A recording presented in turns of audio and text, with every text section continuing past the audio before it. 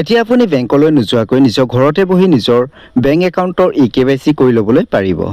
কেনেদৰে নিজৰ ইকেৱাইচি কৰিবলৈ পাৰিব আজি এই ভিডিঅ'টোৰ জৰিয়তে মই আপোনালোকক সবিশেষ তথ্য জনাই দিম। আপোনালোকে চাই আছে মোৰ ইউটিউব চেনেল পিবি চেণ্টাৰ।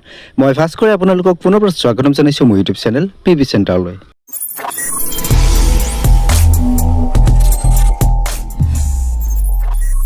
প্ৰতি 5 বছৰ মূৰে মূৰে বেংক একাউণ্টৰ কেৱাইচি আপডেট কৰিব লাগে। নিশ্চয় আপোনালোকে নিজৰ কেৱাইচি আপডেট কৰিবলৈ বেংকৰ দীঘলীয়া শাৰী লাইন ধৰি পেলাই আপোনালোকে কেৱাইচি আপডেট কৰি আহে। আজি এই ভিডিঅ'টো চোৱাৰ পিছৰ পৰা আপোনালোকে বেংকলৈ গৈ পেলাই কেৱাইচি আপডেট কৰিবলৈ নালাগে। নিজৰ মোবাইলতে আপোনালোকে বেংকৰ কেৱাইচি আপডেট কৰিব পাৰিব। আজি এই ভিডিঅ'টোত মই আপোনালোকক সম্পূৰ্ণ প্ৰচেছ দেখুৱাই দিম কেনেকৈ আপোনালোকে নিজৰ বেংক একাউণ্টৰ কেৱাইচি আপডেট কৰি ল'বলৈ পাৰিব। নিজৰ বেংক একাউণ্টৰ কেৱাইচি আপডেট কৰিবলৈ প্ৰথমতে গুগলত চাৰ্চ কৰিব SBI চাৰ্চ কৰাৰ লগে লগে SBI অফিচিয়েল ৱেবছাইটটো আহি যাব। ইয়াত আপোনালোকে ক্লিক কৰিব। ক্লিক কৰাৰ লগে লগে ইয়াত আপোনালোকে নেট বেংকিংটো চিলেক্ট কৰি পেলাই আপোনালোকৰ যি নেট বেংকিং ID আৰু পাছৱৰ্ড আছে ID আৰু পাছৱৰ্ডটো দি নিজৰ নেট বেংকিংটো লগ ইন কৰি ল'ব। নেট বেংকিংটো লগ ইন কৰাৰ পিছত ঠিক এনেকুৱা ধৰণৰ এটা ইণ্টাৰফেচ আহিব আপোনালোকৰ সন্মুখত। ওপৰত আপোনালোকে 3টা ডট দেখা পাইছে, ইয়াত ক্লিক কৰিব। ইয়াত ক্লিক কৰাৰ লগে লগে ইয়াত আপোনালোকে দেখা পাইছে চুইচ টু অল ভিউ। ইয়াত আপোনালোকে ক্লিক কৰিব। ইয়াত ক্লিক কৰাৰ পিছতে ইয়াত আপোনালোকে দেখা পাইছে চুইচত ক্লিক কৰিব। চুইচত ক্লিক কৰাৰ লগে লগে আপোনালোকৰ ইণ্টাৰফেচটো ঠিক এনেকুৱা ধৰণৰ আহিব। আপোনালোকে আকৌ পুনৰ ওপৰৰ 3টা ডটত ক্লিক কৰিব। ইয়াৰ পিছত আপোনালোকে দেখা পাইছে পপ আপ টেপ আহিছে।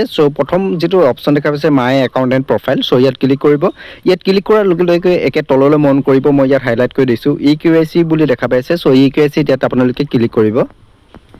ইয়াত ক্লিক কৰাৰ লগে লগে ইয়াত আপোনালোকৰ নিজৰ বেংক একাউণ্টটো চিলেক্ট কৰিব লাগিব। ইয়াত আপোনালোকৰ ক্লিক কৰি পেলাই নিজৰ যিটো একাউণ্ট নাম্বাৰ হয় একাউণ্ট নাম্বাৰটো চিলেক্ট কৰি পেলাই ছাবমিট বুটামত ক্লিক কৰিব।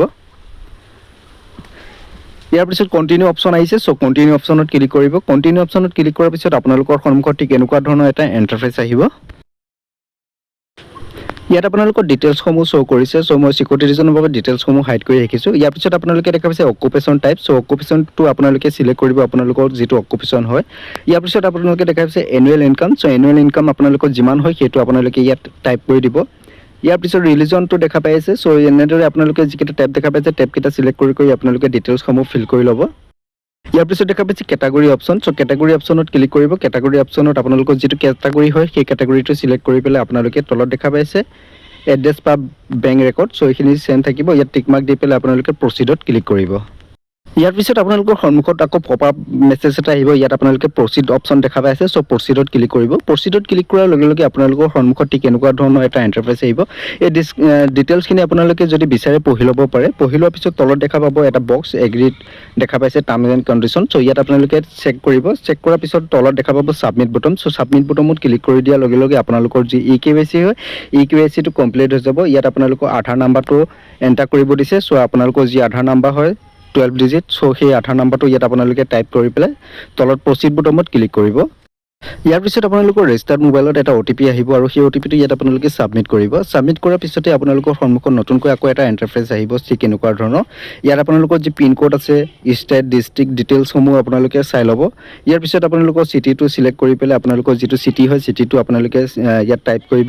ইয়াৰ পিছত ছাব ডিষ্ট্ৰিক্ট চিলেক্ট কৰিব। ইয়াৰ পিছত ভিলেজটো চিলেক্ট কৰি পেলাই কাণ্ট্ৰিটো অট'মেটিক থাকিব ইণ্ডিয়া। ইয়াৰ পিছত আপোনালোকে ছাবমিট বুটামত ক্লিক কৰিব।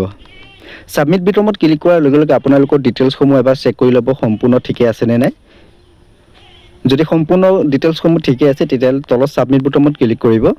ছাবমিট কৰাৰ লগে লগে আপোনালোকৰ ৰেজিষ্টাৰ্ড মোবাইলত আকৌ এটা OTP আহিব আৰু সেই OTPটো ইয়াত আপোনালোকে ছাবমিট কৰিব লাগিব। OTPটো ছাবমিট কৰাৰ লগে লগে আপোনালোকৰ সন্মুখত ঠিক এনেকুৱা ধৰণৰ এটা ইণ্টাৰফেচ আহিব। ইয়াত আপোনালোকে দেখা পাইছে updation of KYC details is successfully update KYC details আৰ এপ্লিকেশ্যন। মানে আপোনালোকৰ যি KYC হয় KYCটো আপডেট ছাকচেছফুল হৈ গৈছে। এনেদৰে নিজৰ ইকেৱাইচি ঘৰতে বহি কৰি ল'বলৈ পাৰিব। আজিৰ ভিডিঅ'টো ইমানে। যদি ভিডিঅ'টো ভাল লাগে লাইক শ্বেয়াৰ কৰিবলৈ নাপাহৰিব। আজিলৈ ইমানে। ধন্যবাদ।